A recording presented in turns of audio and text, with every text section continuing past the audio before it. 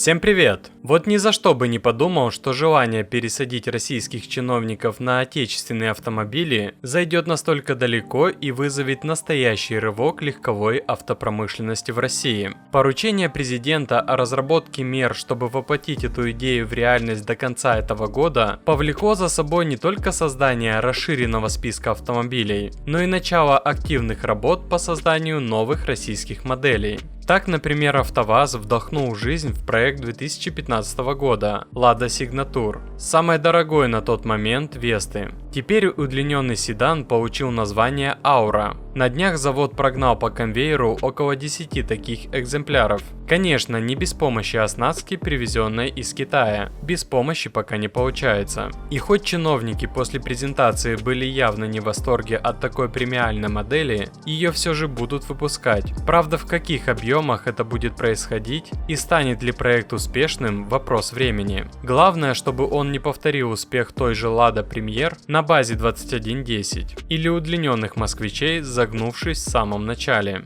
Однако АвтоВАЗ не единственный источник легковых отечественных машин, взятых за основу транспорта для слуг народа.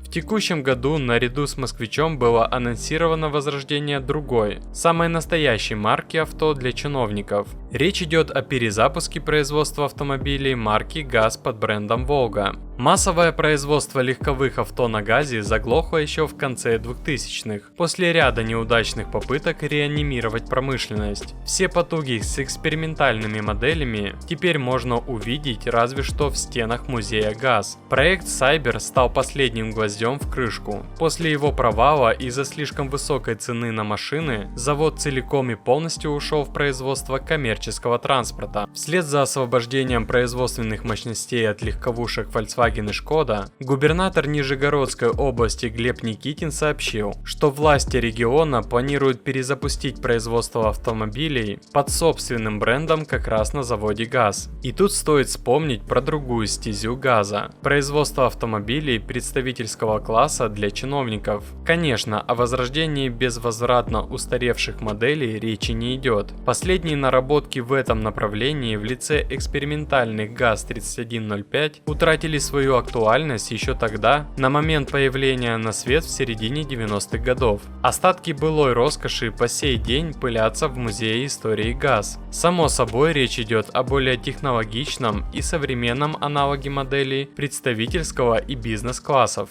И если недавно разговоры шли о том, что только через год возможно появится какой-то премиальный образец новой легковушки от ГАЗа, то сейчас план более решительный. Глава Минпромторга Денис Мантуров заявил, что первая новая Волга сойдет с конвейера в середине этого года. Эти планы подтверждены руководством Нижегородского автомобильного кластера. Естественно, собрать свою собственную машину с нуля за короткий срок, да еще и в таких сложных условиях, довольно непросто. Достаточно посмотреть на вечные старания АвтоВАЗа в борьбе за комплектующие, которых вечно не хватает даже самым простым моделям. А тут целый автомобиль нужно придумать и детали для него достать, что в разы сложнее, чем возродить давно забытую машину. Поэтому ждать прорыва отечественной инженерной мысли и промышленного сектора не стоит. Все давно известно. За основу Волги возьмут уже имеющийся автомобиль. Об этом упомянул и Мантуров, рассказав, что план такой. Сначала переговоры с технологическим партнером и постепенная последующая локализация.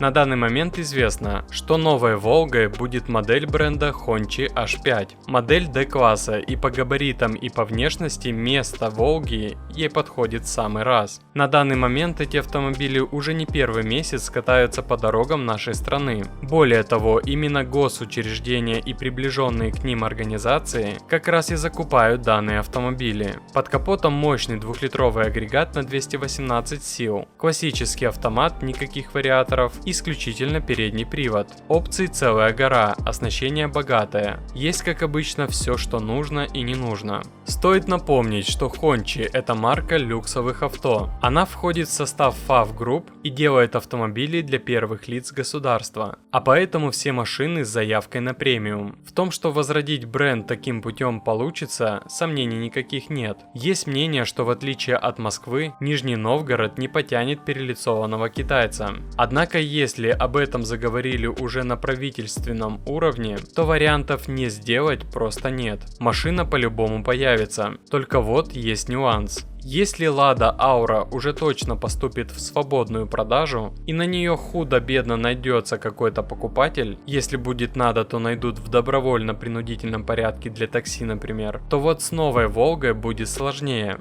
Машина более высокого класса, и даже сейчас новые экземпляры стоят не 500 тысяч, а 3,5 миллионов рублей. Повесьте значок ГАЗ, и ценник кратно вырастет по аналогии с жаковским москвичом. Это заметно дороже, чем Aura с условным ценником в 2 миллиона рублей. Нужна ли нам такая Волга? Шансы у всей этой задумки будут, скорее всего, лишь в рамках программы по пересаживанию аппарата чиновников, госорганов и учреждений на такие автомобили. Рядовой автолюбитель вряд ли позволит себе купить подобный седан, да и кроссоверы на данный момент более востребованная ниша.